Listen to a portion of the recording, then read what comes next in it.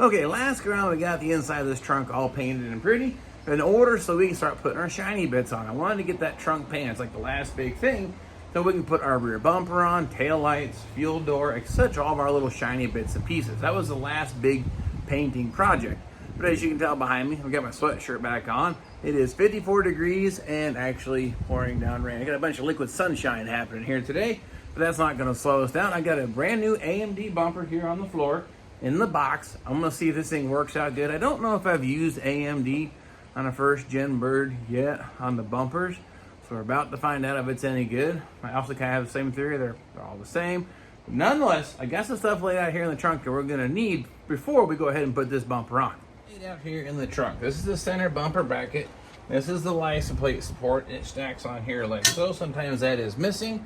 Center two bumper brackets, left and right outer bumper brackets. And you're going to need a license plate light. You cannot get this in there once that bumper is installed, that housing. Just kind of FYI. And I bought the bumper bolt kit from Ames Performance, which comes with the carriage, shiny, polished head bolts for the bumper side. But what it does not come with is the two bolts that go here for the license plate. It comes with 8 bolts. It needs to be 10. So you need to go to the getting place and get you 2 more carriage bolts and a couple more nuts. But fortunately, I keep enough junk around here that I found a couple in my parts pile. So just an FYI, if you buy the bumper bolt kit from Ames, it's missing 2 bolts and 2 nuts. And down here between my legs, that is the daggum bumper. I'm going to pull it out of the box and make sure it looks okay.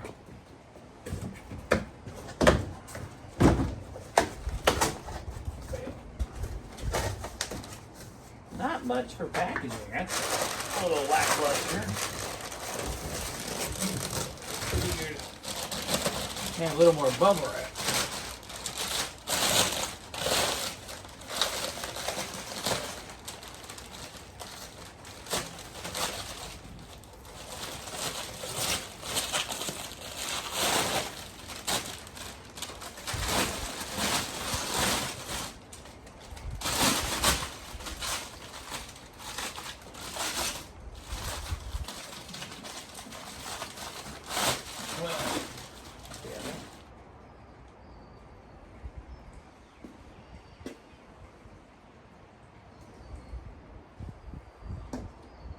Well, she looks alright, and it's shiny. So I think we see about putting this thing on here. So won't need the box anymore. Yeah. Lay this gently on the floor. Oh, that's gonna want to tip forward.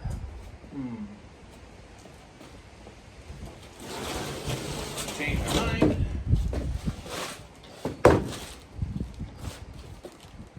Okay. Now we'll put some brackets on. All right, now in preparation for testing and putting this bumper on as a solo job, tape is cheap, paint is not.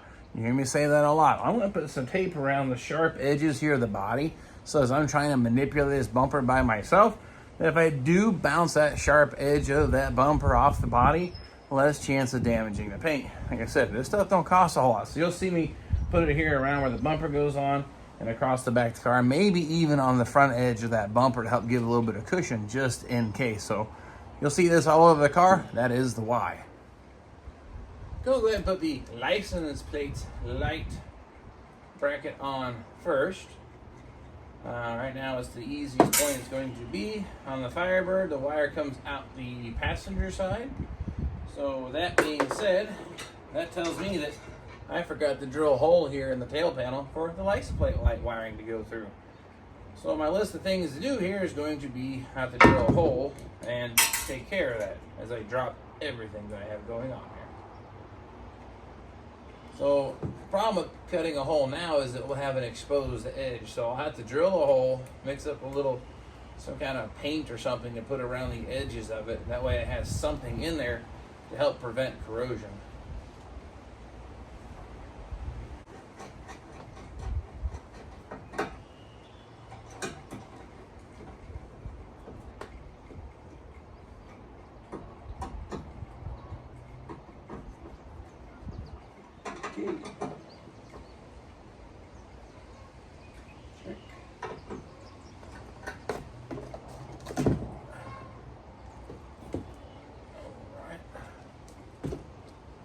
proceed with our center bumper bracket. It's held on by two very large looking Phillips screws. And there's a hole here that the wire feeds through for the license plate, right?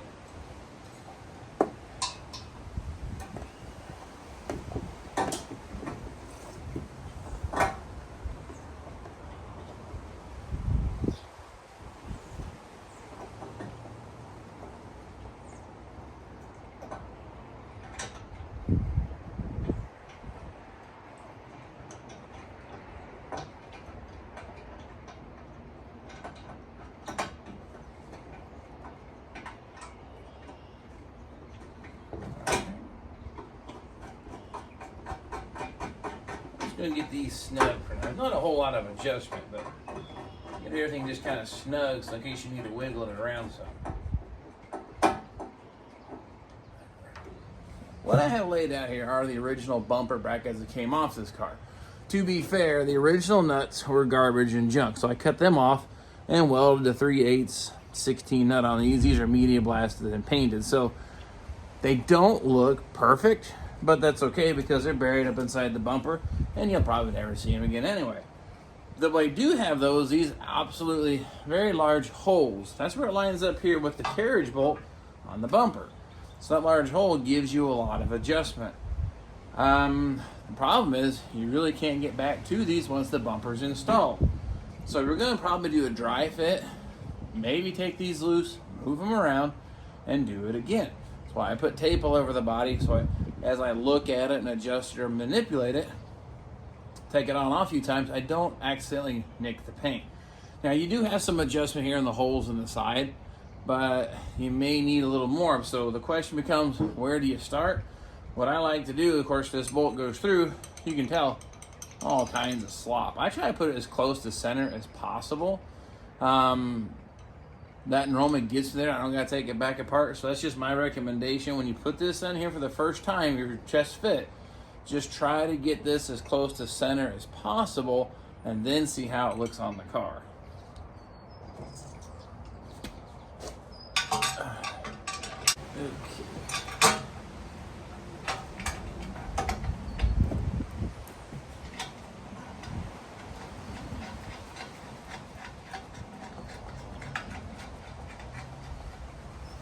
So I guess technically these bumper brackets were on this car before, so I did save at least some original parts.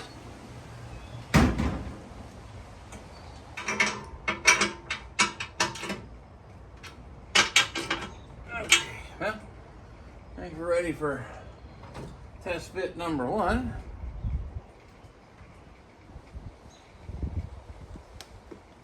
This is where it gets fun.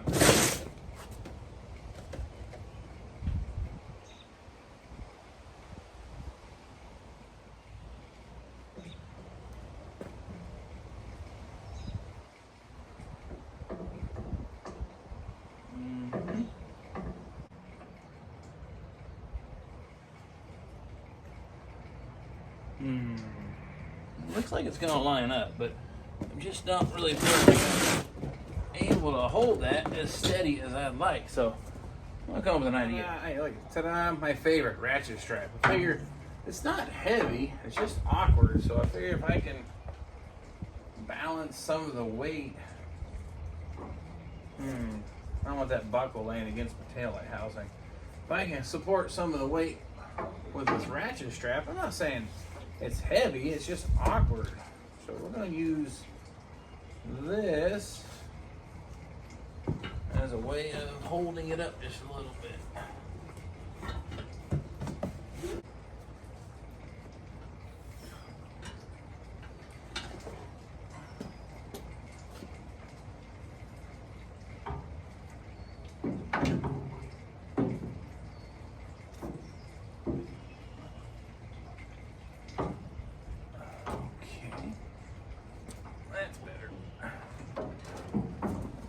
Holding up that side. Get a bolt in here.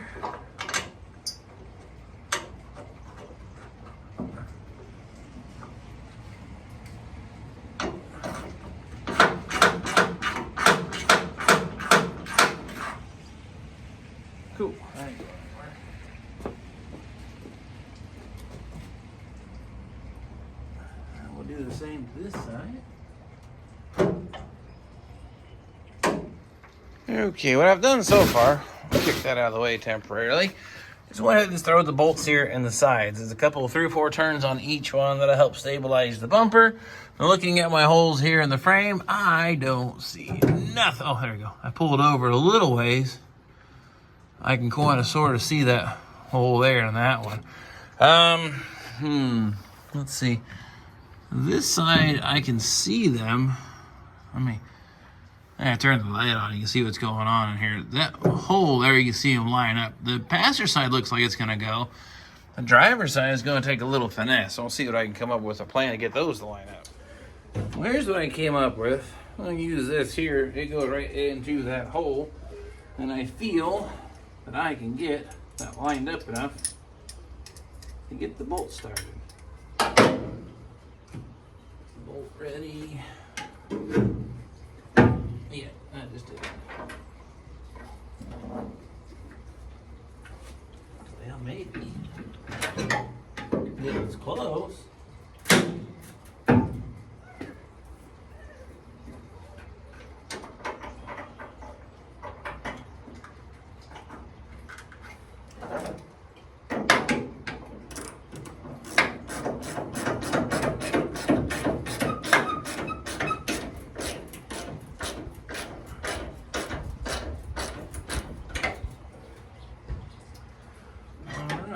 That was started. Now, our initial alignment, this is horrible. This thing is tipped forward, quite a few degrees. It's kind of hard to get it on camera, but you can see it's tilted. But right now the bolts are still loose. It has quite a bit of flexibility. But what I'm going to go ahead and do then, I got the bolt started on this side, get the other one there.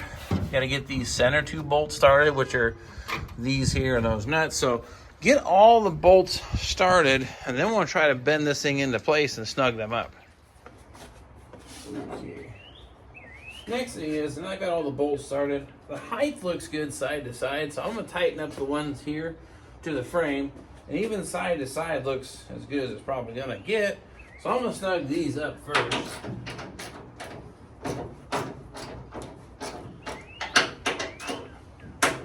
That's actually pretty tight. We'll get these ones, and then I'll show you. Okay, there's our first fit. It actually lines up pretty good height-wise. We look level side to side with a calibrated eye. That looks pretty clean. Just a close-up so that you know that little bracket gets stacked between the carriage bolt, that square head of the bolt. It gets stacked in there, and then you run the nuts down here on the inside. So that's looking pretty good. I like that. Gap on this side is a little wider than it is on the driver's side. But here's what I'm running into that I'm seeing right now is that bumper is still pitched down quite a bit on this edge. The tape covers up that body line. That body line's clear up here. And the bumper, it's here, back here. So I need to bring that outer edge up quite a bit. Get an idea. It slices, it dices, does a little bit of everything. It says right here, bumper O-liner. Check this out. We're going to use the old little tiny bottle jack. We'll put that on the floor, stack a piece of wood between the bumper here, and see about, wow, lifting that up into place. Okay, I gotta go down further. Now, I don't want to damage the paint, and I'm not going to try to pick up the car. I'm not going to put that much weight on it, but the idea here is see if we can't move that bumper up. So I'm going to hold it while I snug up the bolts.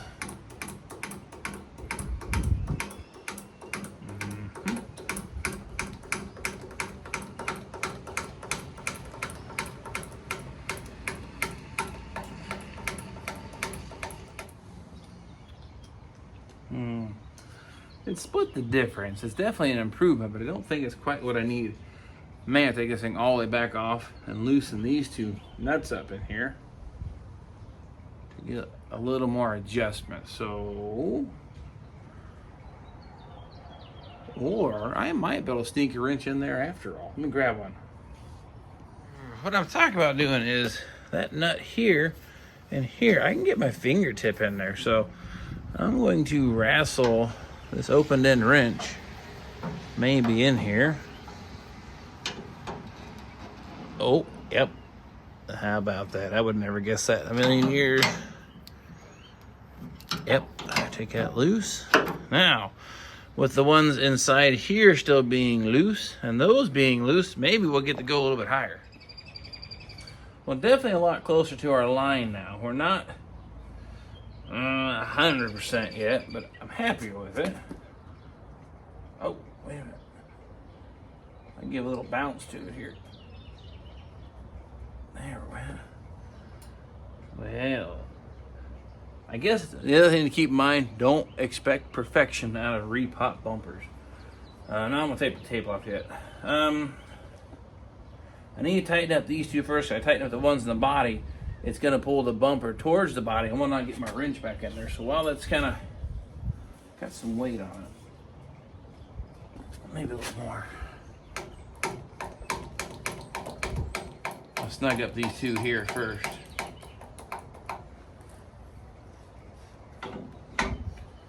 I'm leaving the tape there in case I screw up and ding it with the wrench.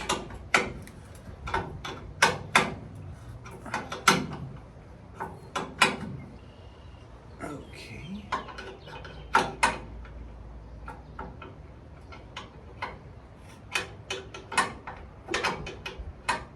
Well, that one was just a little trickier to get in here.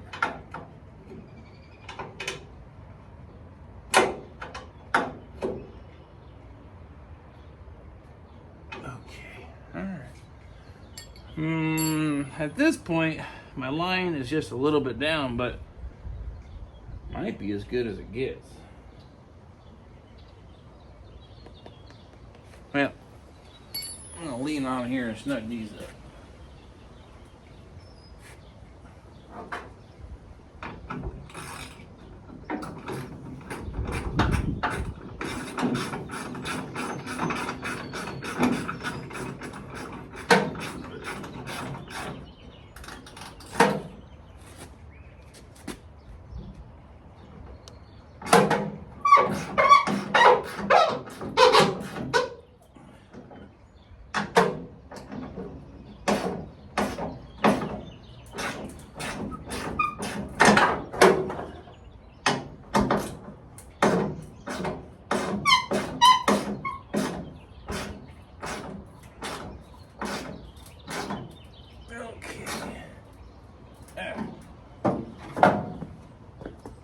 This down. Now, to say where I started from and to now, it's a vast improvement, but we're still just down a little bit. But I don't know if there's much more I can do with that to make it a whole lot better. I guess besides elongating a bunch of holes, I guess that's an option.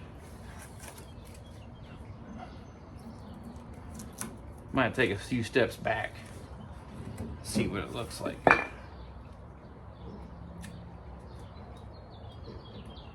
I'm gonna take the tape off so I can better see the edges.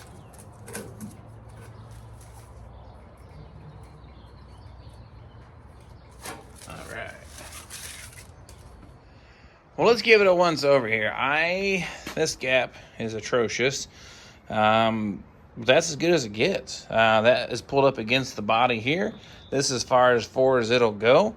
I believe the OER bumper I put on the pumpkin fit a lot better because this gap is atrocious here. And it gets really tight here. Again, we're pulled up close to the body. Our gap is pretty decent all the way across the back. It's nice and even. It gets a little wide here, but there's nothing you can do about that adjustment. Again, they probably weren't all that great from the factory. The other thing that I noticed, when I opened the fuel door, check out the gap between the bumper and the fuel door. There's a gap, but there ain't a whole lot of a gap. So, just something to kind of keep note of when you're test fitting the bumper and everything on there. What, I guess, things to look for, so to speak, you know? So, I say all in all, I like the bumper. It's going to work just fine for what we have here. It is on the car. That's the most important part, and you kind of see some of the ways and do's and the don'ts to get that put back on. Yeah, a little side quest here if I wrap this video up. Bumper looks good. Looks really nice in contrast to that flambeau burgundy color. But working on hanging these things, guys, right here, the backup sensors. That was one of the previous videos here in this build. My dad determined that his 70-some-year-old neck just don't reach over the back like it used to over the back of the seat, and he does not want to back this thing in, especially since we talked about how tight our clearance is to our fuel door. Last thing I want to do is twist this bumper up. So we've installed these little sensors. Now, when I welded the car together, I basically put this pink string there routed through the tail panel with the idea whenever I got it all done, I could tie a piece of tape to my little sensors and pull them through. That's what I'm working on doing right now, is just pulling the last of the 4 through here. So that was, you say, careful planning ahead made this actually work out pretty good. So I'm hoping I can get that last one. Yep, that'll work. Fed through here. Now, clock these just right. It should snap right into our little hole there. Oh. There it went. Ah, cool. And then we'll go ahead and do the next one.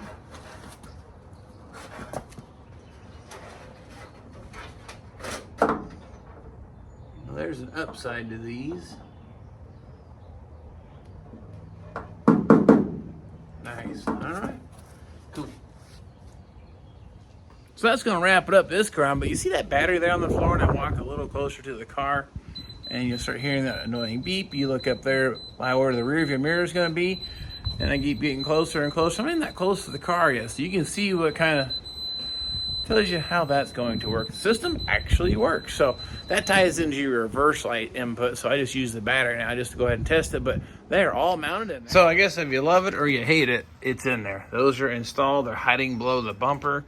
You really can't see them. They actually look pretty good, and they kind of look like they belong. So how many 68 fibers do you know that has a backup beeper system in there to make sure you don't back it into something?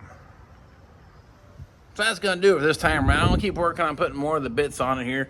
Test fitting the tail lights. That's not a new lens. As you can see, she's got a hole in it there. We got the headlight. Good gravy. Those are the tail lights right on the back of the car. The tail light housings are all media blasted and prepped and ready to go. I just got to figure out what I'm going to do for some lenses. So anyway, whatever we get into next round, I'll definitely grab the camera. Just keep working on putting the finishing bits here on Dad's Lamborghini, his 68 Firebird. And I hope to have this thing on the road and maybe done here within the next month. It's going to be pushing it, but it might just happen. You don't want to miss that, so don't forget to subscribe. Of course, share with your friends. I really appreciate that, and we'll catch you all next time.